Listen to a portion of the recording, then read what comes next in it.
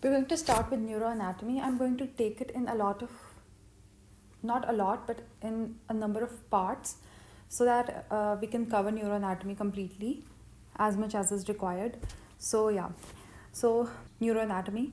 The first thing that you need to know about neuroanatomy is that it is just a combination of white matter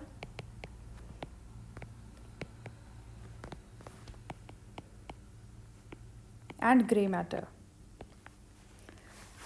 I will suggest that you write everything down, whatever I am explaining and whatever I'm saying as well. It will help you make your notes and stuff. This helps a lot anyway. Moving forward, we need to know what a neuron is. Neuron is a structural and function. So basically, when you look at it, you'll see that this is the cell body, and this is one projection, and this is the other projection. The projection that's bringing the information towards the cell body is known as the dendrite, while the projection that's taking the information or the signals away from the cell body is known as axon. We study nervous system, and in that we study different parts of the nervous system. Like, we study the anatomy of the nervous system, we have to study the physiology, which you must be doing side by side, and this is the basis of pharmacology, which I think you'll study after this or the next year probably. So the anatomy covers two parts: the central nervous system and the peripheral nervous system. And in the central nervous system, we have brain and spinal cord. And this is what we're going to cover in this video.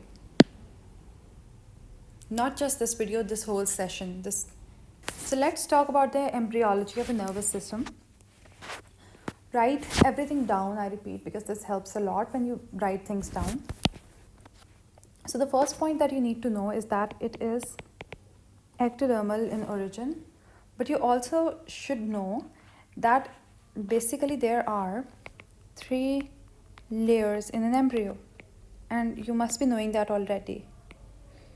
So these 3 layers, in these 3 layers basically, you have ectoderm, endoderm and mesoderm.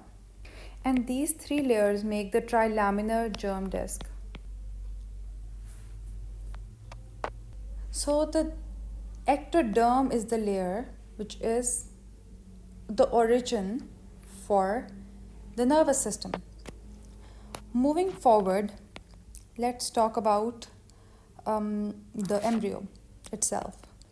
So the embryo here is the product of months of gestation.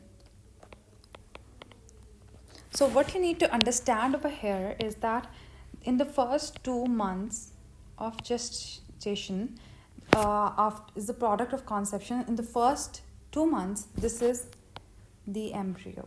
So after that, what you see is the fetus. So if you define fetus, you'll say that it is the product of conception after 2 weeks of gestation. 2 months.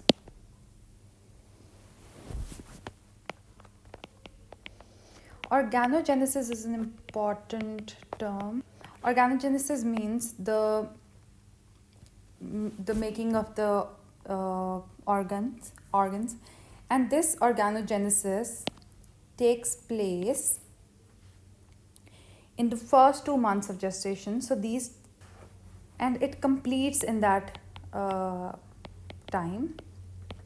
And you also need to know that this is in the early trimester of pregnancy. And if we talk about the trilaminar germ disc, which we talked about earlier as well, here, the trilaminar germ disc is formed in the 3rd week of gestation. 3rd week. And the whole organ system is made in the first 2 months of gestation. So in the embryological period, it's all done. Now let's talk about the cross section of the embryo and the trilaminar germ disc. Please try to write everything that I'm speaking, and I'm just going to draw because that's more easier for me. So yeah, so this is the cross section of the embryo that I'm going to draw, the trilaminar germ disc. So I hope you understand the way I'm drawing it. So this you see over here, I am drawing the ectoderm. Then let's draw the endoderm with pink. Maybe this is the mesoderm. Just draw it with me first, and then we'll discuss कि क्या चीज़ क्या है. Okay, so here, draw this box. This is just a thicker part. Don't think of it as a box. This is a thicker part. You'll know what this is. There are two circles right here. Now let's just define everything that's going on this page. So yeah, so this part over here is the ectoderm.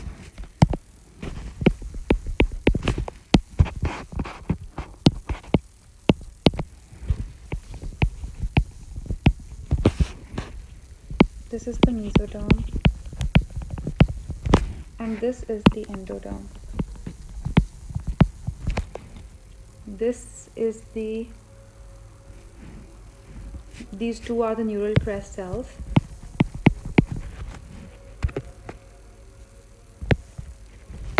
Neural plate. This is the notochord.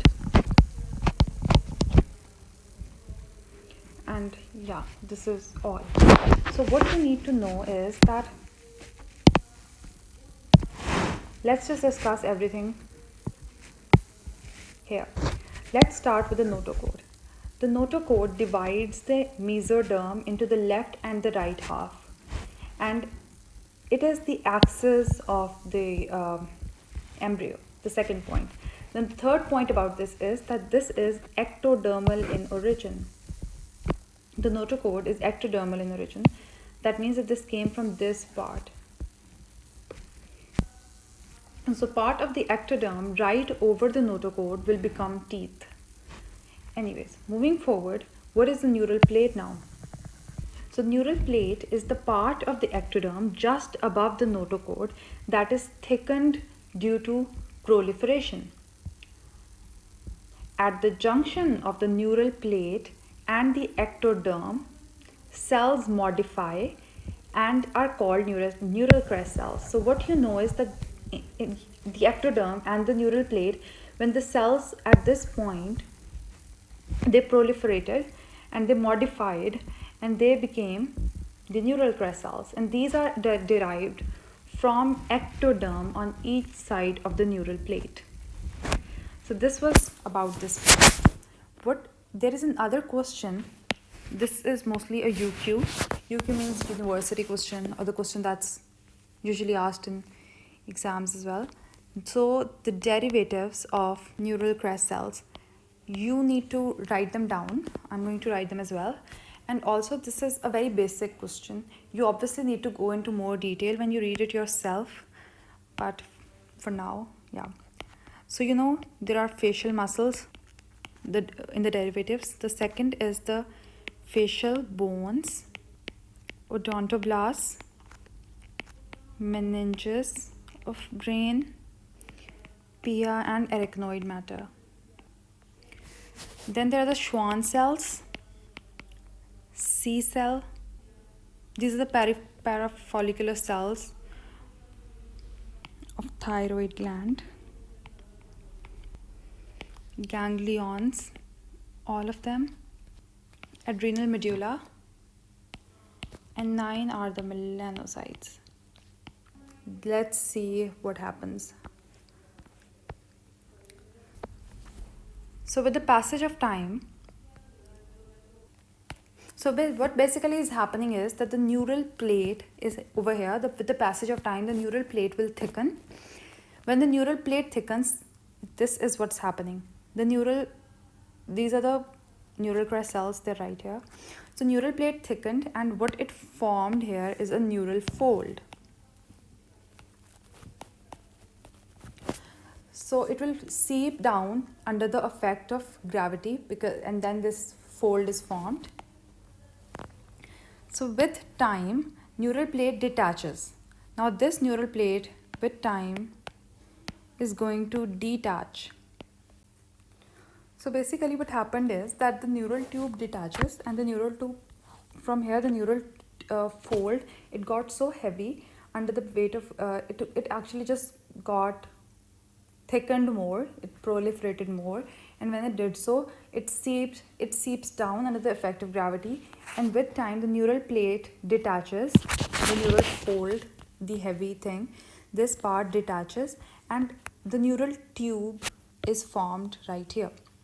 So the neural crest cells also detach along with the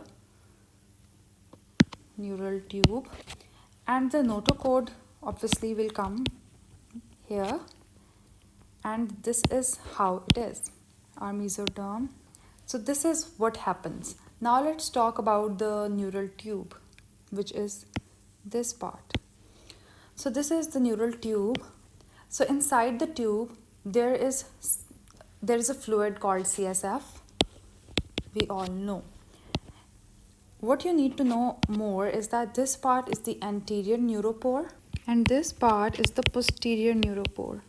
So in intrauterine life, these neuropores cause neurotube communication only with the amniotic cavity. So this is what you basically need to know, that these neuropores will cause neural tube communication only with the amniotic cavity. So let's talk about the cavities that are there, and we can also then come back to this neural tube thing. Let's make another drawing. So you know that there are the cavities of the embryo, and we're going to discuss those cavities so that just for the basis of revision. So first let's draw the neural tube like here.